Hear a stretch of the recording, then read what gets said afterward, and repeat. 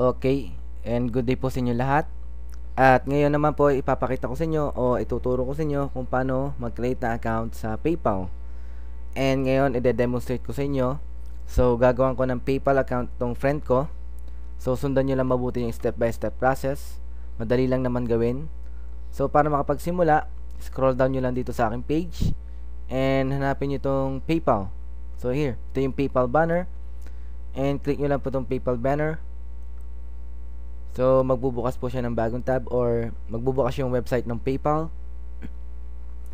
And dito sa PayPal page, para makapag-start or para makapag-create na account, click nyo lang itong New to PayPal. Click itong Sign Up. And dito sa introduction page sa pag-create na account, kung makikita niyo dito yung your country or region. So, automatically na Philippines po yung na-detect na bansa. Or kung hindi naman siya automatic na Philippines, drag down nyo lang ito. And select nyo lang yung Philippines. And dito sa tatlong account, so meron personal, premier, and business. So choose premier and click get started.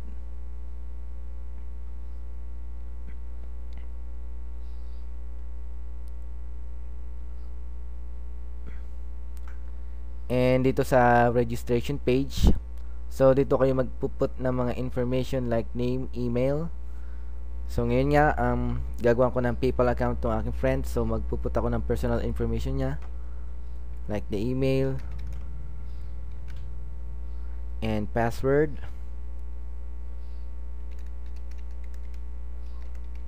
Repeat password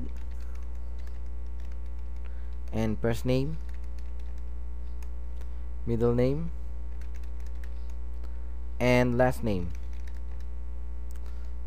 So, date of birth,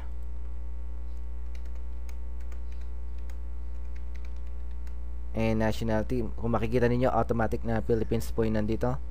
And address line or address ninyo dito sa address line 1. So, ito yung address niya.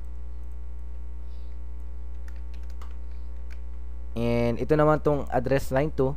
So, kung dalawa yung tinitirhan ninyo, for example, meron kayo sa Manila and meron kayo sa province, so pwede nyo ilagay dito yung sa province or sa yung sa Manila, so vice versa. Pero sabi nga dito optional, so pwede namang hindi na lang lagyan. So kung okay na kayo dito, proceed to dito sa city, Lipa City, and Lipa City is on Batangas. So postal code po ng Lipa City sa Batangas is 4217. So, kung hindi nyo alam yung postal or zip code ng inyong province, search nyo lang sa Google, type nyo lang yung zip code ng inyong province, then lalabas na po yung mga results. And then, phone number. No. And, important thing po, so, wag nyo, alisin nyo po itong check dito sa link my credit card. So, i-uncheck nyo po itong checkbox. Yan. So, hindi po natin kailangan ng credit card dito para makapag-create ng PayPal account. So, i-uncheck nyo lang or skip. So, yan. Na-skip natin itong portion na to.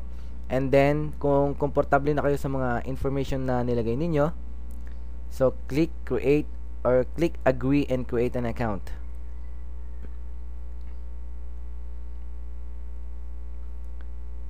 So, yan. Wait lang po natin na mag-confirm. And again, lumabas po itong credit card portion. So, katulad kanina, na-skip na natin siya pero nag-notify pa rin siya. So, para ma-skip to, click nyo lang itong go to my account. Ayan. So, hindi naman po talaga kailangan ng credit card dito para makapag-start. Click go to my account.